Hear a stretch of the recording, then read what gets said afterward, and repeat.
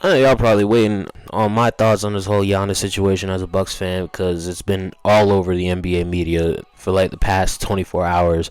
And to go over a little bit of background, a little bit of context for those who are not aware, Giannis Antetokounmpo is pretty much working on his way out of Milwaukee. Him and the front office have already had conversations about steps to take in the future. The Bucks have been on a really bad stretch. They lost 8 of their last 10. They lost a game to the Washington Wizards. And I'm not gonna lie, man, Giannis, his body language in these past few games has been really bad. It's looking like he's exhausted. It looks like he's tired of carrying this horrible team. And on top of that, it looks like he just doesn't want to be there anymore. I mean, the Bucks, they went from a really good team to start the year. They were like 4-1 in their first 5 games. Now they're 9-13 towards the bottom of the Eastern Conference. And I mean, I told people this. I told people don't put so much stock in the Milwaukee Bucks because all it takes is Giannis to miss multiple games in a row and they completely fall off, you know what I mean? So, and now the Bucks are in a situation where they're probably going to have to trade Giannis between now and either the trade deadline or the end of the season. Do I think Giannis could make the most of this season? Possibly. If it's a guarantee that the Bucks are going to trade him in the offseason, then there's a chance maybe that the Bucks could try and make it deep postseason run, but realistically I could just see them either missing the playoffs or just getting bounced in round 1.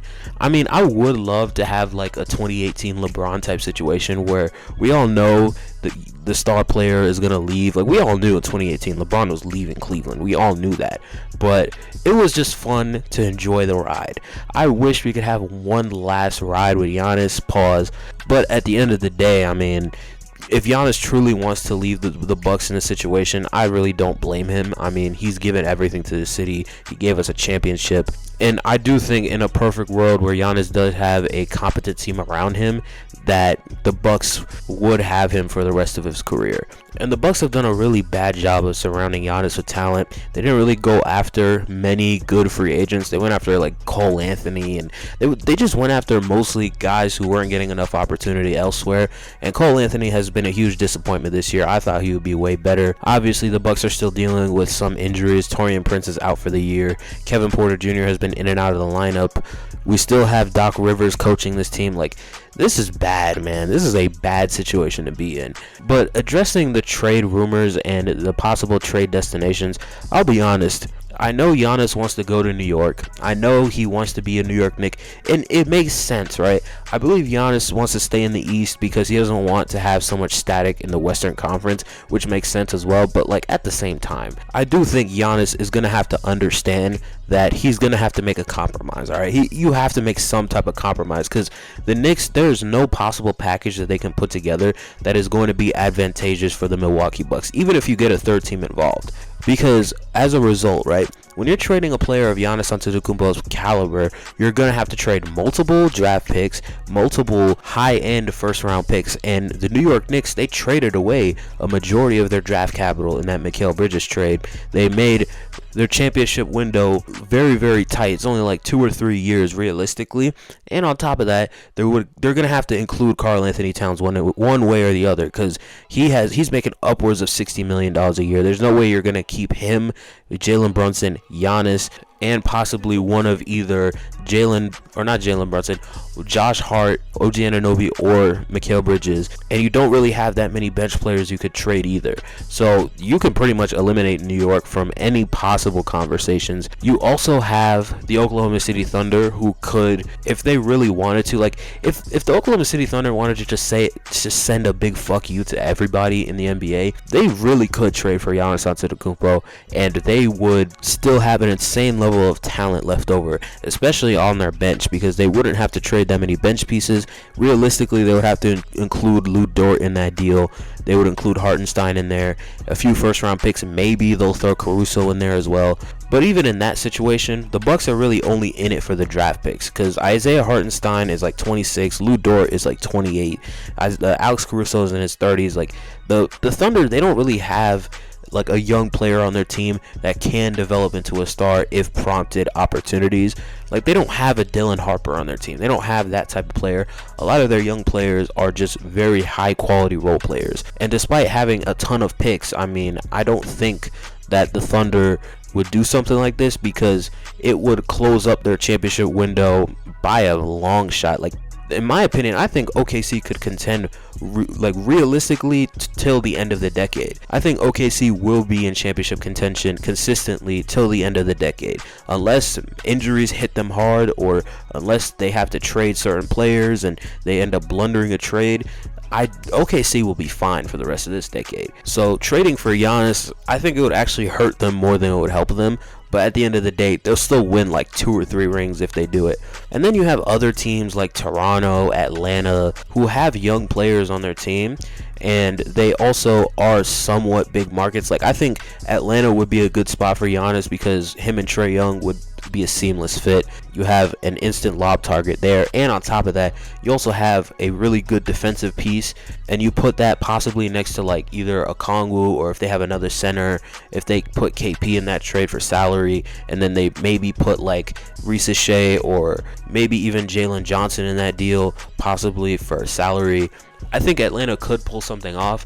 I think the only difference with Atlanta, though, is a lot of the players they could give up and the package they could give to Milwaukee, I just don't think it will be that strong, because you have other teams that have better players, you know. And with the Raptors, they already have so much money tied into this team, and their draft situation is looking kind of shaky because they traded so many first round picks. And I also do think that if they do trade for Giannis Antetokounmpo, they probably will have to trade Scottie Barnes, and I don't know if the Raptors are willing to do that. So I wouldn't necessarily rule them out, but I think it's unlikely.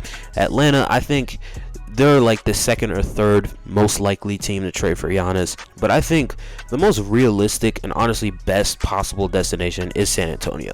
San Antonio, they are a team that has a bunch of assets, a bunch of draft capital, but they're a team that needs Giannis. They need somebody like him, because Wemby is about to enter year 4, I believe. He's been out with an injury. He's been playing really good in the minutes that he has played, and they already have a playoff level team. You add Giannis next to that, that's an instant title contender right there.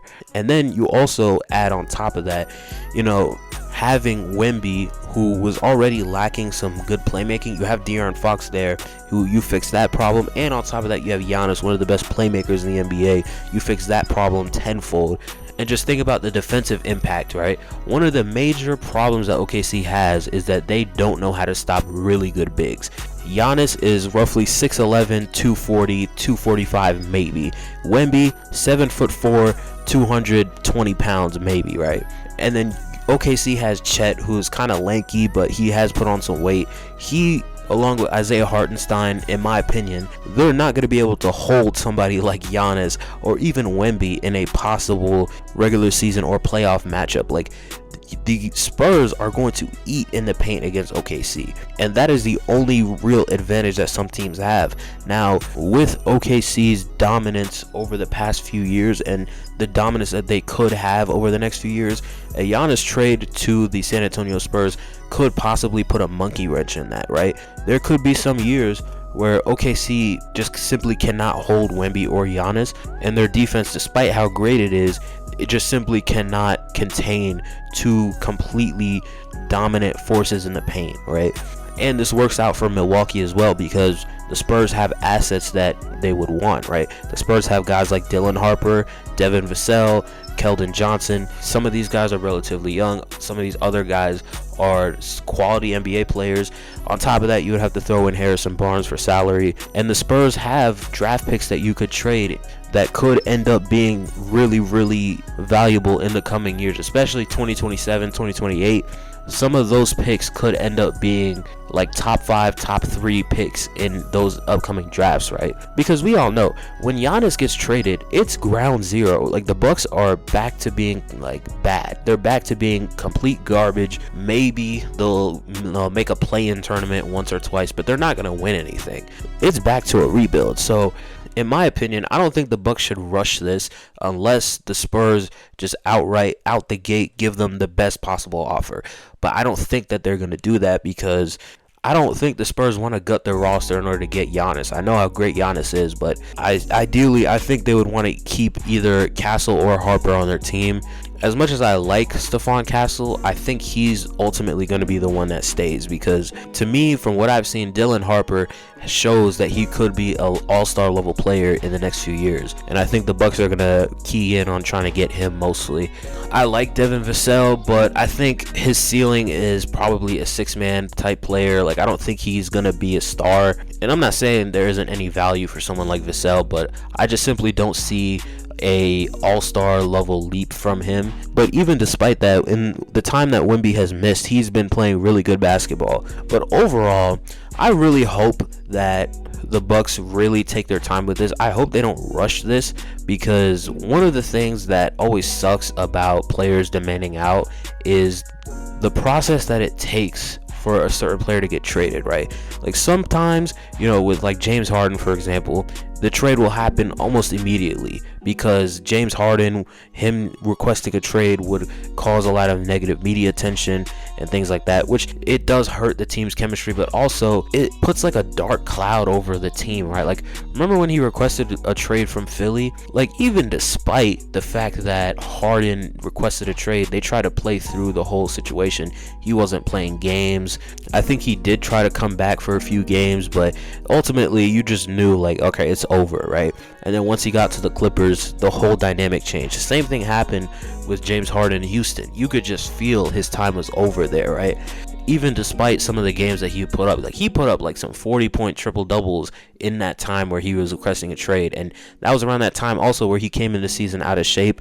Obviously, I don't think Giannis is that type of player, but I think just the overall vibe in Milwaukee is gonna be weird if he ends up playing through this whole season, or even up until the trade deadline in Milwaukee, right? Because ultimately you're counting down the last days of your superstar playing for your team, and it's gonna suck. And this might sound selfish of me as a Bucks fan, but I really hope that Giannis doesn't do what Damian Lillard did, right? Where he tries to force his way into a situation where he can go to one specific team, and the Bucks have to sacrifice all the value that they could get just for him to go to the New York Knicks. Because to me, I don't even think, even if the Knicks get Giannis somehow, right, I don't even think they would be better off in that situation, or even they would be better than the Spurs if they were to get Giannis. Like, if the Spurs get Giannis, that puts a legitimate monkey wrench into what OKC is trying to do, right?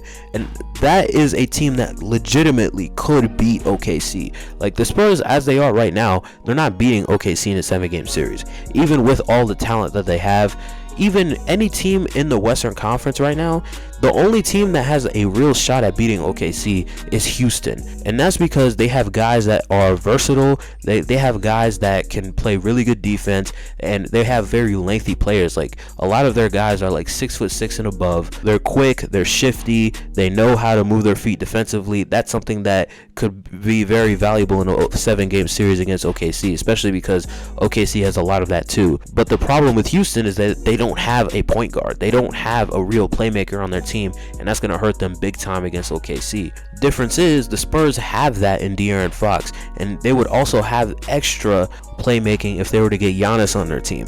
Meanwhile, the New York Knicks, realistically, I mean, if they were to pull off a trade with Giannis where Cat is still on the roster, it would be a good fit between Cat and Giannis. But at the same time, though, you're also going to be missing some valuable rim protection if Cat is your starting 5. Like, listen, I understand from the loyalty argument, if Giannis wants to go to New York and he's been so loyal to your team and all that, you might as well just give him what he wants. But at the same time, though, I just don't understand from a logical perspective why he wouldn't go to San Antonio. Maybe Giannis knows something that I don't know. Maybe it's the best fit for his family. Me personally, I think that the Bucks should do what's best for them at the end of the day, because who knows when you're going to get another Giannis Antetokounmpo on your team? Who knows when you're going to get another generational talent that can even measure up to somebody like Giannis, right? So the best thing to do in a situation like this is get the most value possible back.